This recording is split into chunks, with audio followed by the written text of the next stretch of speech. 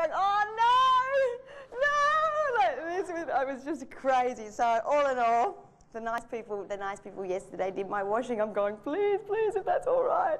And I tell you what, then Qantas almost didn't let me on the plane because I was so overweight. They were like, so you're in the movies, are you? There you go. But anyway, we're here, so sorry about that long-winded Hi. Does anyone have any questions about probably maybe Farscape? No? Great, bye. What was your reaction to the makeup? When I first saw it, it was like this.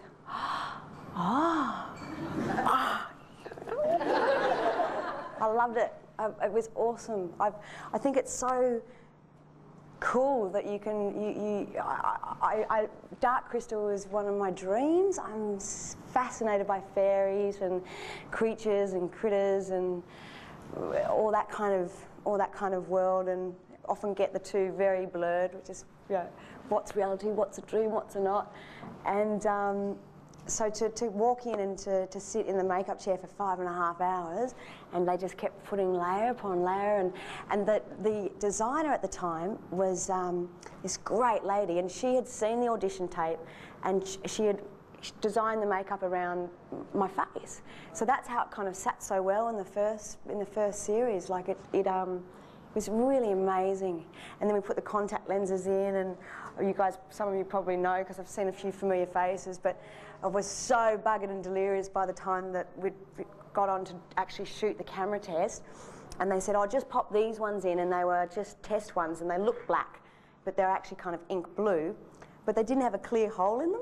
So it was like sort of like this, and then walking onto a spaceship and meeting all the cast and shaking all the wrong bits. And like this, they're going, where did you get this girl? Gee whiz, has she put the makeup on yet? Met the producers and all that kind of stuff. It was very, I don't know, it was really, I was really keen on it. It was very tricky to work with it after a while when they started making her so physical, and so, you know, they wanted her to be really intimate and really hardcore when she fights, or, you know, to try and really get into it. And that was intense because you only really ever got one or two. Oh, this wire's going in all sorts of interesting places. Sorry. Whew. Getting a bit hot. Where was I? Oh yeah, discipline.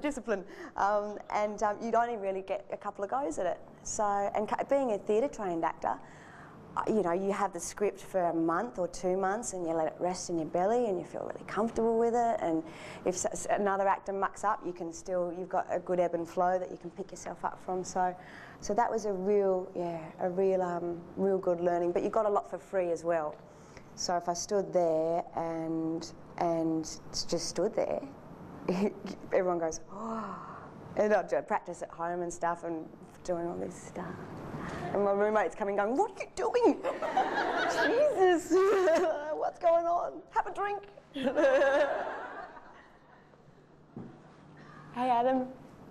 I know you're a big fan of Darkness and Labyrinth. Did you try to get in on a Mirror Mouse? Oh, no. Have you got their number? Are they still casting? Is it already out? No, I just sort of wait. Usually, like, I've been so blessed in between Farscape with gigs and shows and stuff that I haven't really had much time to sort of go hunting. Touch wood, touch wood. So, but I'm always so keen for that stuff. It's so cool because doing Farscape is so different. What do we got here in Australia? We got Cloud's Daughters, we got Blue Healers, you got Stingers, you had Secret Life. No, Stingers was cancelled. Yeah, Stingers. They're all, and they're not really. But this is the funny thing: is that the most highest rating shows are Blue Healers, and you go, where's the passion? Where's the juicy bits? Where's the great scripts? Where's, you know, it's quite sad. So as an actor, you go, well, what are my options? Well, I can do theatre, which usually, you know, the pay's not very good. It's not really enough to live off almost, and if there's any pay at all. Or you can do like a Home and Away or a Neighbours, and good, that's awesome that people do that stuff. But I don't know.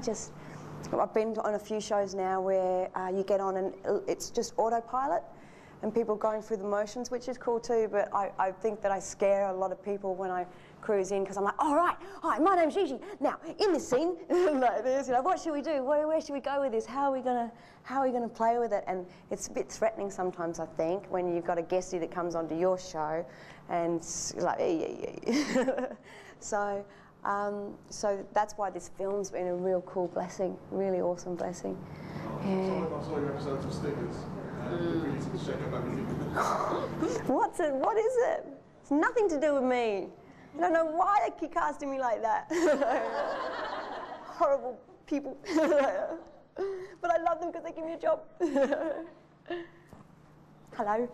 Do you think in that respect Farscape spoilt you because you had so much to play with and so much scope there that and helped you grow as an actress and has sport you now for Definitely.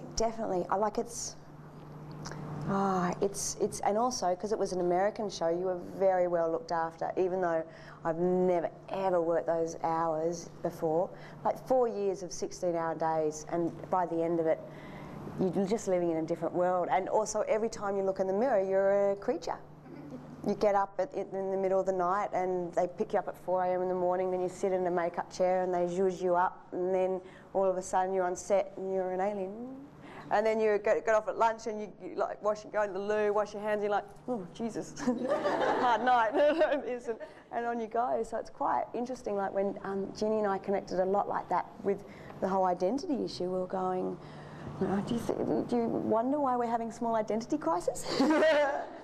Blue woman, you grey alien freak. Hello. With the difference, as Gianna, a lot of people out in the street would not have recognised you. Have you noticed a change since you've been doing conventions and doing other work that people are now recognising you for you? It's like the days where I used to go down to the shops to get a packet of cigarettes for breakfast is sort of now very thinning out. The washroom was a big adventure for me. No, it's not too crazy. The most common reaction is, hi, like this, and I go, hi, and they're going, how you been? Like this, and going, good. So what's going on? Like this, and so many people, they know that they know you from somewhere, but they've got no idea where. So then lots of people, someone said the other day, they go, where do I know you from? And someone went, Australia's Most Wanted. Yes. or sometimes I say King's Cross. And if it's a guy and the girlfriend's there, they usually pretty quick. So. Yes.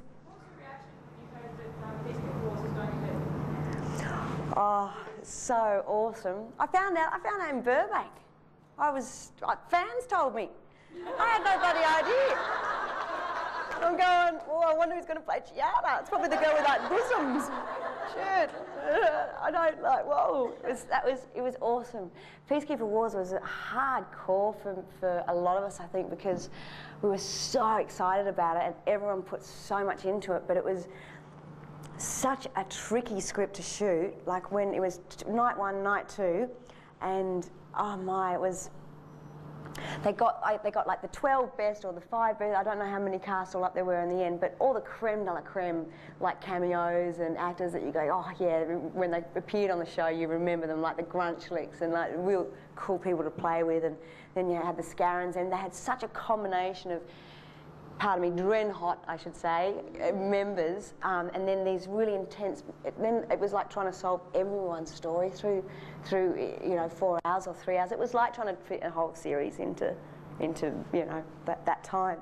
So lots of people had lots of very different opinions about it, and there was a lot of underlying currents and stuff. And it's at that point where you just go, I trust the writers, I trust the director, I